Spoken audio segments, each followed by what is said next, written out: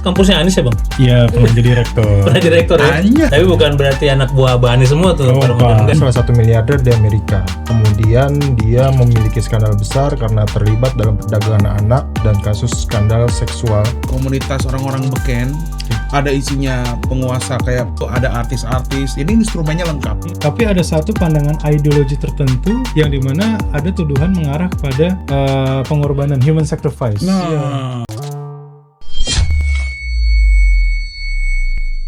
Ngopi yuk ngopi. Ngopi nih. Halo teman-teman, kita ketemu lagi hari ini bersama kita di podcast Ngopi nih. Nah, setelah kemarin kita bahas persoalan mengenai masalah Mossad, hari ini ada sedikit keterkaitan nih. Kita hari ini akan membahas soal masalah Jeffrey Epstein atau skandal Epstein. Nah, di sini kita udah bersama dengan pengamat hubungan internasional dari Universitas Paramadina, ada Bang Ade Nuansa Wibowo. Bang, Paramadina kampusnya Anies ya bang? Iya, pernah jadi rektor. Pernah jadi rektor ya? Sekarang sudah ganti rektor. Tapi bukan berarti anak buah Anies semua tuh. Paramadina enggak ya? Itu independen. Paramadina kampus independen. Siap. Nah, Jeffrey Epstein ini kenapa sih jadi skandal besar? Epstein ini salah satu miliarder di Amerika. Kemudian dia memiliki skandal besar karena terlibat dalam perdagangan anak dan kasus skandal seksual yang melibatkan banyak sekali tokoh besar. Oleh karena itu, kasus ini menjadi perhatian dunia dan menyedot banyak sekali pro kontra di masyarakat. Oke, Bang Ade Nuansa, gimana pandangannya Bang soal kasus Jeffrey Epstein ini? Ya, jadi memang ini adalah sebuah skandal yang luar biasa ya secara global karena memang terjadinya Jeffrey Epstein ini tinggal di US, di Amerika Serikat, dan ternyata memang kalau kita melihat secara perkembangan itu banyak sekali petinggi-petinggi dari pemerintahan di US, bahkan presiden berkuasa saat ini, Presiden Donald Trump juga ratusan bahkan mungkin ribuan kali itu dimention, bahkan juga ada upload dari foto-foto yang dia memiliki kedekatan gitu lah. Memang ada interaksi langsung dengan dengan Epstein. Begitu juga yang kita melihat juga cukup shocking di sosial media. Itu ada mantan presiden Bill Clinton. Lalu juga ada tokoh-tokoh yang sempat disebut, salah satunya adalah Elon Musk di situ. Lalu juga kalau dari negara lain ada Pangeran Andrew. Itu juga sampai akhirnya dia dikeluarkan ya dari silsilah kerajaan. Nggak dapat warisan pas itu bang. Udah pasti nggak dapat warisan, keluar dari kakak itu. Keluar dari kakak itu. Jadi memang ini adalah sebuah skandal yang bagi saya, nanti kita coba kulik ya, ini mengungkap realitas apa sebenarnya yang terjadi di kalangan yang kita duga selama ini adalah sebagai sebuah elit konspirasi. Yang selama ini kita tidak pernah menemukan bukti perwujudannya, kita hanya menduga-duga. Publikasi 1,5 juta atau sampai berapa juta nanti data yang dirilis oleh Kementerian Kehakiman oleh Amerika Serikat ini akan menunjukkan bahwa memang terjadi sebuah relasi kuasa dan jejaring di antara para elit-elit di antar negara. Dan itu menjadi sebuah asumsi awal kita gitu dalam diskusi ini, bahwa memang yang orang sering bicarakan terkait dengan elit global itu secara perwujudan memang nampaknya benar-benar ada dalam dokumen ini, membuktikan itu, memperlihatkan itu, Bang. Oke, itu ada soal sekte juga yang yang sempat disinggung oleh banyak persepsi masyarakat. Benar nggak sih, Bang? Ya, jadi kalau kita melihat ini kan ada beberapa kasus ya yang itu memang di luar nalar kemanusiaan. Pertama adalah bagaimana satu adalah kasus terkait dengan human trafficking yang itu anak-anak, Bang.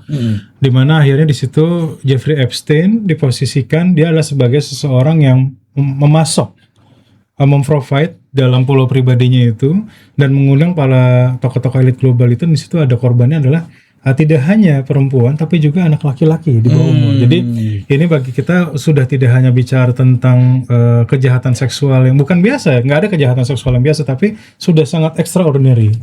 Dari secara korbannya. Yang kedua, ekstrim. Yang kedua, indikasinya itu tidak hanya berbicara tentang kejahatan kriminalitas, tapi ada satu pandangan ideologi tertentu yang dimana ada tuduhan mengarah kepada pengorbanan human sacrifice, kanibalisme itu yang dicurigai sebagai praktek sekte sesat gitu. Itu yang dicurigai bahwa dalam dunia modern ini sangat tidak mungkin orang itu melakukan suatu tindakan kejahatan kecuali ada satu nilai-nilai ideologi yang mendorong sekte pemahaman seperti itu. Nah, memang ini perlu kita klarifikasi lagi, cuma memang ada satu file yang itu dirilis dan sempat jadi rame di sosial media terkait bahwa pengiriman rekening pada rekening Baal, BAAL. Oh ya, ada itu, Bang. Ada saya pernah lihat salah satu itu terrilis dalam email atau salah satu kutipan dalam pengiriman rekening. Jadi rekening di bank yang dikirimkan oleh Epstein itu dikirimkan ke rekening yang bernama Baal, BAL. Nah, Baal ini secara mitologi, kalau kita belajar sejarah, ini adalah sebuah perwujudan, betul, Bang Gilang. Jadi di Mesopotamia kuno, di ketika bangsa dulu tuh, bangsa Sumerian, bangsa Canaanite, bangsa Babylonian, dan di zaman itulah, di zaman Nabi Musa, Moses, dan era-era berapa ribu tahun yang lalu, Baal itu adalah perwujudan dari iblis yang berwujud setengah manusia dengan kepala hewan. Kalau tidak salah satunya ada kepala sapi.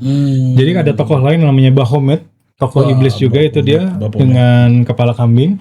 Sedangkan Baal ini adalah kepala sapi. Nah, apa yang sangat mengerikan dalam mitologi Baal ini, bahwa mitologi Baal dalam tradisi Semitik kuno yang saya perhatikan itu adalah bahwa mereka ini adalah dewa kesuburan, yang meminta tradisi pengorbanan anak-anak kecil dari para pemujanya.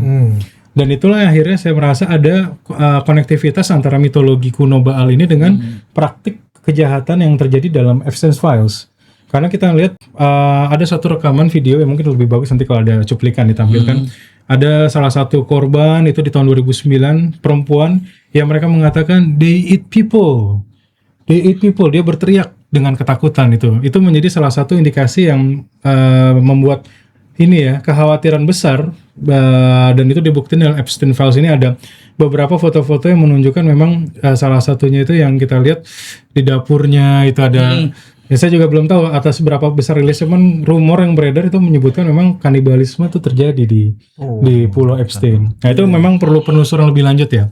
Karena ini masih menjadi dugaan, dan itulah yang membuat orang-orang berpikir bahwa sepertinya ini bukan hanya kriminalitas biasa, artinya seorang miliarder yang dia itu ingin menyalurkan istilahnya fantasinya, tapi memang ada satu dorongan ideologi tertentu. Nah, kalau kita kaitkan itu dengan katakanlah konflik geopolitik global, katakanlah misalkan ada yang menarik ya ketika kita berbicara Iran dan Israel, bagaimana ketika sebelum terjadinya peperangan Iran, agresi Israel terhadap Iran, sekelompok masyarakat Iran ketika itu berdemonstrasi, itu mereka mengarak patung Baal, yang di situ patung Baal, dan itu mereka membakar patung itu. Dan menariknya yang saya sebagai pengamat yang saya perhatikan, Benjamin Netanyahu itu menganggap itu adalah tindakan itu memicu kemarahan dari Perdana Menteri Israel.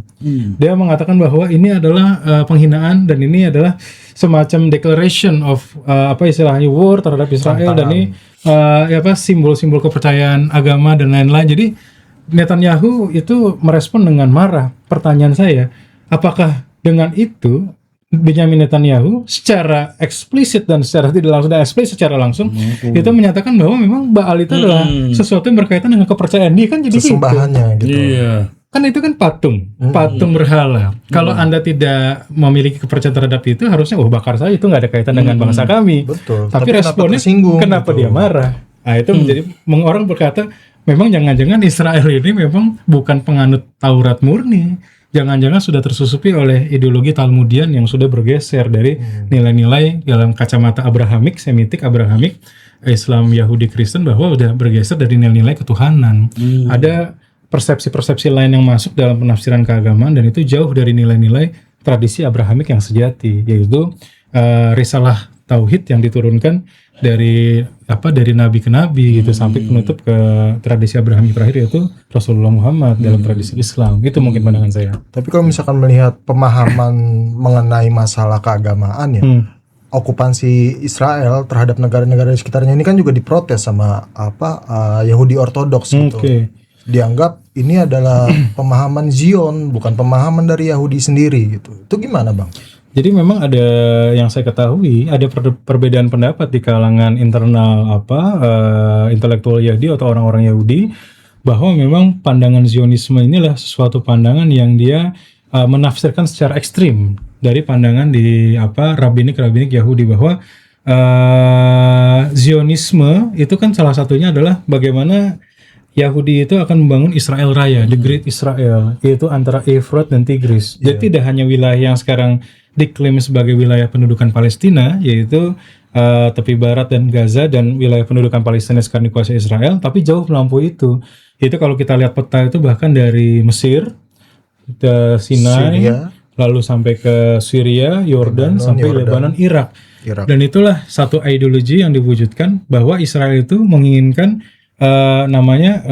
aneksasi atau mendudukan terhadap negara-negara tersebut. Karena ada satu pandangan yang saya lihat dalam kepercayaan Yahudi, khususnya Zionisme, bahwa mereka sedang menanti.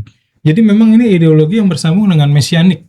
Sesuatu pandangan yang terlihat seperti ideologi politik di kacamata aktualitas kehidupannya, tapi secara pandangan itu ada pandangan spiritual lah, di mana mereka meyakini bahwa mereka harus melakukan itu untuk menyambut kedatangan Mesaya, Juru Selamat, menurut keyakinan mereka. Dan menurut saya, Juru Selamat apa yang akan hadir dengan destruksi dan penghancuran yang dilakukan oleh Israel? Saya rasa itu bukan Juru Selamat yang baik dan benar nampaknya. Juru selamat untuk Israel. Juru selamat, tapi juru kehancuran untuk bangsa-bangsa lain. Kita tarik balik ke Epstein. Tarik ke Epstein lagi nih. Tarik ke Epstein. Jadi kita tahu Epstein ini bikin kayak komunitas orang-orang beken. Ada isinya penguasa kayak presiden atau apa gitu di situ. Ada artis-artis. Ini instrumennya lengkap. Bayangkan ada dalam satu tempat wadah yang berisi orang-orang penting. Yang satu tukang branding, yang artis-artisnya, yang satu lagi tukang pemikir, politikus. Ada di suatu tempat.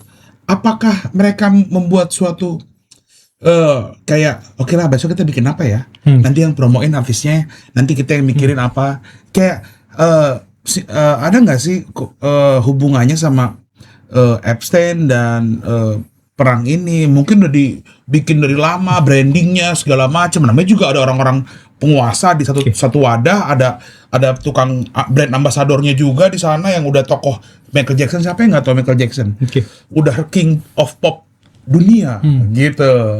Gimana menurut? Jadi ada satu skema yang tadi Bang Gilang sampaikan. Jadi mereka tidak hanya kumpul untuk sekedar senang-senang, tapi ternyata memang dari korespondensi yang dilakukan oleh Jeffrey Epstein itu salah satu terungkap adalah terkait dengan skema COVID-19. Peristiwa COVID 2019. Jadi ingat kalau ada yang pernah mengatakan bahwa COVID adalah konspirasi, Epstein's File itu membongkar itu. Dengan kekuatan dari yang tadi disebut relasi kuasa presiden, lalu juga miliuner, para artis, orang-orang yang di top of tier dari piramida sosial. Ternyata di situ ada satu yang memang tersebut bahwa mereka itu terfikirkan, Jeffrey itu kalau nggak salah membuat pengirim sebuah email untuk melakukan simulasi terkait dengan satu virus yang akan itu diedarkan ke seluruh dunia. Dan itu akhirnya orang mengatakan bahwa COVID-19 itulah sebagai salah satu eksperimental dari jejaring Epstein Files. Dari situ menyeret juga salah satu miliarder yang disebut sebagai namanya Bill Gates. Tujuannya apa? Tujuannya adalah salah satunya adalah bagaimana industri vaksin. Jadi di situ mereka yang merilis virusnya, kalau dalam bahasa politik kita tuh biological weapon. Jadi senjata biologis. Virus itu, germ virus itu adalah bagian dari upaya untuk melemahkan suatu bangsa, menyerang suatu peradaban, dan itu akhirnya mereka dengan kemampuan industri farmasi, kemampuan dan lain-lain, di situ mereka lah yang akhirnya istilahnya mensponsori untuk penemuan vaksinnya. Dan itu akhirnya yang lebih gila lagi adalah terkait dengan rumor ya yang masuk di situ bahwa ada upaya untuk melakukan suntik DNA terhadap melalui vaksin itu. Jadi memang narasi yang beredar di Epstein Files-nya sangat beragam, tidak hanya masalah konspirasi tentang global vaksin. Salah satunya adalah di situ adalah terkait dengan penurunan kesuburan dari manusia. Jadi selain vaksin itu juga di situ juga disuntikan juga gen-gen sesuatu yang akhirnya menyebabkan para penerima vaksin itu daya istilahnya kesuburan menurun. Nah, ini sejalan dengan kepentingan salah satunya protokol Zionism ya, protokol Zion. Kepentingan dari Zionisme adalah menurunkan jumlah populasi manusia secara global. Jadi kalau kita awal berpikir konspirasi, tapi kalau dilihat-lihat memang narasinya ada Sangat konspiratif ya Bang. ketersambungan. Karena mereka memiliki instrumen kekuatannya, dan itu ternyata kita lihat berapa puluh juta orang itu meninggal karena COVID. Saya saja di keluarga saya ada beberapa paman saya itu, saudara-saudara saya meninggal karena COVID, hampir 4 orang. Pasti dari kita semua di sini juga mengalami hal yang sama. Jadi di situ memang kalaupun kita meneliti secara lebih serius terkait ini, bukannya tidak mungkin dugaan-dugaan itu memang ada. Karena memang akhirnya COVID itu sesuatu yang muncul secara tiba-tiba, dan negara-negara besar lah yang mampu untuk melakukan proyek vaksin. Apakah vaksin itu gratis? Pertanyaan saya. Nah, ini kan akhirnya terungkap nih melalui skema Epstein Files. Dulu banyak akademisi kita, birokrat kita yang meneriakan ada gejala konspirasi. Ternyata sekarang di 2025-2026 netizen aja orang-orang berpikir sepertinya memang benar bahwa dunia ini mau nggak baik-baik aja. Iya, jadi kita lihat polanya Amerika sama kayak gitu-gitu aja ya. Bikin perang dia yang jual senjata, bikin virus dia yang jual obat, seperti itu. Emang kayak perdagangannya dia emang seperti itu gitu kan. Nah tapi kalau kita lihat sekarang ya, Epstein sendiri ini kok apa ya? Tadi yang dibilang sama Abang itu kayak ada sekte yang nyembah salah satu iblis Baal, yang kayak Baphomet juga kan, segala macem. Dia makan pernah ngeliat fotonya sekali yang kayak kejadian Thanksgiving gitu, manusia di atas meja diikat, ada anak kecil nonton, yang keduanya ada chef, dia lagi ngesiangin daging manusia dari segala macam yang kayak begitu. Apa ya maksudnya, apakah ini mau kayak Freemason, kayak apa yang tadi bilang ada Yahudi baik ya, Yahudi segala macam gitu?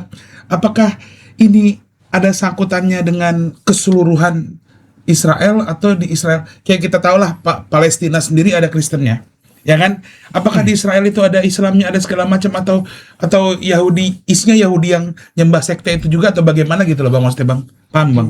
Saya coba tangkap ya, saya coba jawab. Jadi dalam konteks Epstein File ini itu yang saya perhatikan, pertanyaan mendasarnya gini. Ini mengapa ada sebuah pemerintahan seperti Amerika Serikat yang dia membuka boroknya sendiri, itu pertama.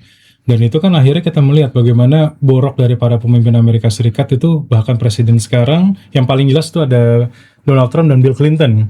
Itu kan kalau di negara kita itu udah skandal, itu mundur itu, ada desakan untuk mundur. Tapi pertanyaan kedua, pertanyaannya mengapa istilahnya ini Trump itu mendinai kan? Trump itu mendinai, istrinya mendinai, padahal fakta itu sudah dirilis. Jadi kan bagi saya fotonya ada semua, inkonsisten. Orang data itu udah dibuka oleh Kementerian Kehakiman. Jadi ini kan sebuah dokumentasi yang dibuka oleh data rahasia pemerintah. Nah, jadi kalau kita masih menyaksikan itu sebagai sebuah bentuk konspirasi, ya bagi saya ya berarti memang kita tuh tidak memiliki keyakinan, orang pemerintahnya sendiri udah ngakui kok. Dari pemerintah AS sendiri sudah mengekspos. Nah, cuma pertanyaannya, bagi saya kok ini situasi yang agak aneh gitu situasinya. Jadi memang kalau saya melihat, kalau kita ngeliat dalam konteks global Zionism itu, somehow ini sepertinya ya elit konspirasi global ini, mereka tuh sudah sampai pada satu tingkat kepercayaan diri yang mereka bilang bahwa kalaupun ini dirilis nggak ada orang yang berani melawan gitu kira-kira. Kalau saya sudah jelas ya, ketika melihat dulu saya merasa Amerika is still a democratic power gitu kira-kira. Still they have election, mereka punya election, mereka punya protected religion bla bla. Tapi ketika saya melihat Epstein Files, is like a part of Satanism. Ini bukan religion lagi, ini bukan normal society lagi gitu. Kalau saya, apa, Bang? Pantasnya dibilang apa itu? Iya, saya mengatakan bahwa dengan ini, kalau menurut saya, statement saya itu berdasarkan Epstein File, bahwa sebagian besar atau katakanlah para pemimpin Amerika yang memang sudah terinfiltrasi, berinteraksi dengan Epstein, dan dia terekspos dalam Epstein File, baik kejahatan seksual atau sampai level tertentu, kita nggak tahu ya. Apakah mereka sampai masuk ke praktik-praktik yang lebih mengerikan, itu perlu kita cross check. Artinya mereka as part of, menurut saya, Satanism society itu udah kesana menurut saya. Jadi kalau kita bicara tentang Amerika, bukan melawan Amerika, berarti Amerika ini berarti memang bukan sebuah negara yang normal-normal saja Iya. gitu. Kalau ada orang bilang bahwa ada kendali Yahudi internasional, Epstein File ini menjadi kotak Pandora yang membuka semua keraguan itu. Harusnya kalau kita ngeliatnya ke sana gitu. Tapi Bang, itu menariknya Bang. Bentar. Langsung. Siap. Maksudnya gini, ada nggak hubungannya antara Freemason, Epstein, sama Zionism Yahudi ini? Ada nggak sih? Kita kan tahu di uang dolarnya Amerika aja ada lambang Freemasonnya, mata satunya segala macamnya, yang kayak gitu-gitu Bang maksudnya. Kalau saya sih melihat ya ini semua proksi dan semua mengukur pada satu istilahnya sumber yang berkaitan. Jadi artinya memang Zionism, Freemason, apalagi tuh istilahnya tuh Illuminati dan lain-lain. Ya memang kalau kita tertarik ya membaca sejarah keagamaan, bahwa memang ini kan tradisi ini awalnya muncul ya. Bagaimana itu mereka menentang kuasa gereja sebenarnya kan, baik dari Illuminati, lalu bagaimana Freemason itu kan lah satu kelompok pencerahan di Eropa yang dia itu akhirnya mencoba untuk membangun satu keyakinan yang menurut saya itu narasi ilahinya atau narasi langitnya itu agak kurang clear. Artinya tidak berlandaskan pada tradisi Abrahamik. Jadi gitu kalau secara sederhana. Apa itu tradisi Abrahamik? Tradisi yang berkembang di Timur Tengah yang dia menjadi akar muasal dari kelahiran 3 agama samawi, agama langit. Yang pertama adalah Yahudi dalam konteks Yahudi tradisional, katakanlah dengan Taurat, Nabi Musa dan lain-lain. Lalu munculnya Christianity. Christianity itu sebenarnya kalau teman-teman abang-abang tahu, itu berawal dari satu bukan sekte Yahudi, bahwa Nabi Isa sendiri itu dari beberapa literatur mengatakan dia adalah utusan bagi domba-domba Israel yang tersesat. Jadi sifat karakteristik dari agama Christianity pada awalnya itu tidak ditujukan untuk universalitas, tapi untuk mengembalikan lagi Untuk bangsa Israel. Bersambung lagi ke tradisi Abrahamik berikutnya, yaitu Rasulullah Muhammad, Nabi Muhammad. Baru disitulah disandarkan bahwa ini agama Abrahamik yang disampaikan pada seluruh bangsa. Jadi kalau dalam konteks ke Christianity yang saya pahami, saya baca sejarah, mohon maaf kalau diluruskan, pergeseran itu terjadi ketika Paulus mengambil alih doktrin itu, bahwa lokalitas kepada Israel itu menjadi ajaran pada segala bangsa ketika Imam Paulus itu mensponsori agama Kristiani pasca Yesus tiada. Romawi, berarti Romawi itu ya? Pada saat era Romawi itu. Nah, apa kaitannya tadi bahwa tradisi yang dibangun oleh Illuminati, tradisi yang dibangun oleh tadi bantu saya tadi? Freemason. Itu agak memiliki narasi yang menyimpang. Mereka tuh punya narasi sekularisme, perlawanan terhadap institusi keagamaan, intelektualitas yang akhirnya nanti bersambung pada satu entah one eyes atau apa seperti. Jadi ada narasi-narasi yang menurut saya ini sepertinya memang penyimpangan dari tradisi-tradisi Abrahamik itu secara normal, secara sederhana. Iya. Bahasa saya. Tidak hanya itu Bang, maksudnya tidak hanya persoalan Kristen, tapi juga Islam yang selama ini kita tahu ternyata kan banyak terpecah menjadi berbagai golongan. Salah satunya Sunni dan Syiah. Dan narasi persoalan Sunni dan Syiah ini kemudian menjadi isu yang sangat sentral gitu bagi permusuhan masyarakat agama Islam di dunia. Nah, apakah ini ada kaitannya dengan Freemason, dengan Illuminati seperti itu, Bang? Jadi kalau dalam konteks kelahiran Syiah yang saya baca dari histori dari sejarah, memang ada satu tokoh Yahudi namanya Abdullah bin Ubay yang itu akhirnya menjadi sosok yang memprovokasi kelahiran pendukung dari Khalifah Ali, tapi diarahkan pada satu kekerasan politik. Jadi kalau saya melihat sebenarnya ideologi Syiah ini awalnya itu adalah sebuah ideologi pembelaan terhadap Imam Ali, terhadap Khalifah Ali bin Abi Thalib. Karena memang waktu itu terjadi dinamika fitnah yang besar di kalangan umat Islam, peralihan kekuasaan yang berdarah-darah, dan akhirnya itu satu situasi di mana Khalifah Ali sebagai sahabat Nabi yang termasuk paling dekat, termasuk As-Sabiqun al-Awwalun, yang pertama dia adalah dari kalangan pemuda sepupu Nabi, menikah dengan anak Nabi dan memiliki menjamin garis keturunan Nabi kan, karena dia kan menikahi putri Fatimah binti Muhammad. Nah, disitulah akhirnya ada kecenderungan dalam kalangan orang Arab, kita harus memahami kultur dari bangsa Arab. Kultur bangsa Arab ini kan mereka adalah satu bangsa yang hidup secara tribal, kesukuan, hidup di padang-padang pasir.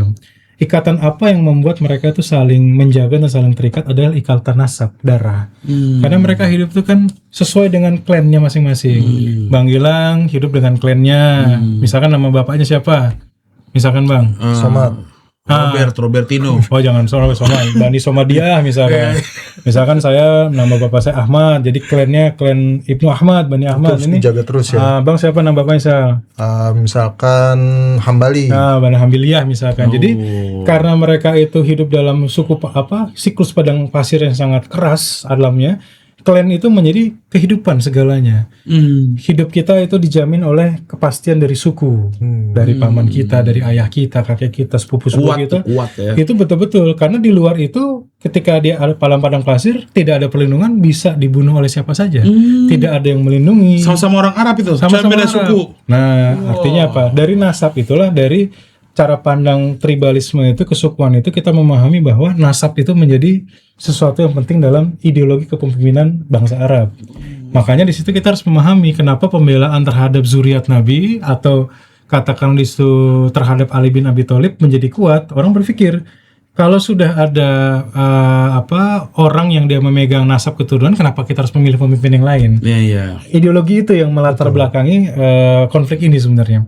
Ada sebagian orang berpikir bahwa seharusnya kepemimpinan tidak didasarkan pada nasab, tapi kepemimpinan pada misalkan meritokrasi Kualitas, Islam. Nah, disitulah awal konflik. Bagi saya, Syiah itu berawal dari konflik politik yang akhirnya menjadi perkembangan ideologi yang melebar. Hasan Hussein maksudnya? Bukan Hasan Hussein. Jadi misalkan Syiah yang bahkan kan gini, kan ada Syiah itu yang masih menganggap Rasulullah sebagai nabi, tidak mencerca para sahabat. Tapi yang paling ekstrim itu kan bahwa menganggap bahwa Ali itu yang harusnya menjadi Rasul. Bahkan dalam titik paling ekstrim itu menganggap Ali itu Tuhan. Itu yang paling ekstrim. Jadi di kalangan Syiah sendiri nggak bisa dikategorikan itu sama. Dia ada A dan Z-nya.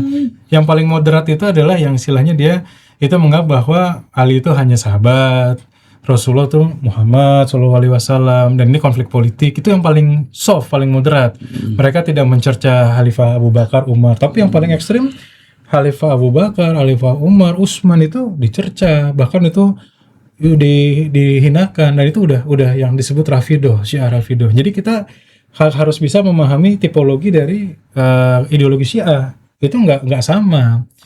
Nah, kalau saya melihat dalam konflik ini, bagaimana sekarang yang paling penting adalah persatuan solidaritas umat Islam. Karena apa? Karena kita menghadapi satu positioning yang lebih jelas, musuh yang jelas. Tidak hanya di situ westernized, tapi westernized yang baalisme dan satanisme menurut saya loh. Bukan saya yang mengambil pandangan sendiri, tapi Epstein Files yang mengungkap itu. Jadi silakan. Netizen silakan kalau. Jadi Sunni Syiah tuh punya musuh yang sama harusnya. Yang harusnya bersatu seperti itu. Harus solid. Gitu Bang. Kemudian Bang, ini pertanyaan yang agak penting dan harusnya bisa dipahami oleh banyak orang. Ini seperti konspirasi di balik konspirasi gitu Bang, kemunculan Epstein File ini. Yang tadi Abang bilang ini agak aneh, kok bisa sebuah negara membuka aibnya sendiri gitu. Di saat presidennya memimpin, ini sebenarnya ada apa sih Bang? Gitu. Kalau saya sih ini analisa saya gitu ya, belum ada data faktual, tapi analisa saya mengatakan bahwa bisa jadi ini alat upaya tekan dari lobi-lobi Yahudi, katakanlah AIPAC dan tangan-tangan Zionis, tangan-tangan Yahudi dalam pemerintahan Trump, agar mereka itu menjadi alat tekan bagi Trump. Dengan dibukanya Epstein Files ini, Trump tidak mau dia harus istilahnya mengikuti kepentingan dari Israel. Itu ada dugaan seperti itu, ada analisa begitu. Jadi ketika Epstein Files dibuka, itu menjadi alat tekan agar Amerika itu turut mendukung Israel untuk menyerang Iran, turut mendukung segala agenda Israel, menjamin keamanan Israel di Timur Tengah. Kalau kita melihatnya dalam skema logika, memang sepertinya logis. Walaupun kita tidak bisa membuktikannya secara faktual gitu. Tapi kalau kita melihat bagaimana mungkin Trump itu dia dipaksa untuk membuka satu dokumentasi yang itu membuka boroknya sendiri. Itu kan seperti ada satu situasi yang inkoheren, yang inkonsisten. Kalau saya jadi presiden, pasti akan saya tutup itu kasus saya. Sedemikian gimana pun akan saya buka. ya kan? Trump kan sangat berkuasa dan mempunyai kekuasaan itu sebetulnya kalau dia mau kan, tapi kenapa dia harus dibiarkan gitu? Artinya ada satu kekuatan yang besar di luar dari kekuatan formal. Kalau kita pakai logik, yang itu di luar dari kekuasaan Trump, dan itu mengharuskan Trump untuk membuka itu.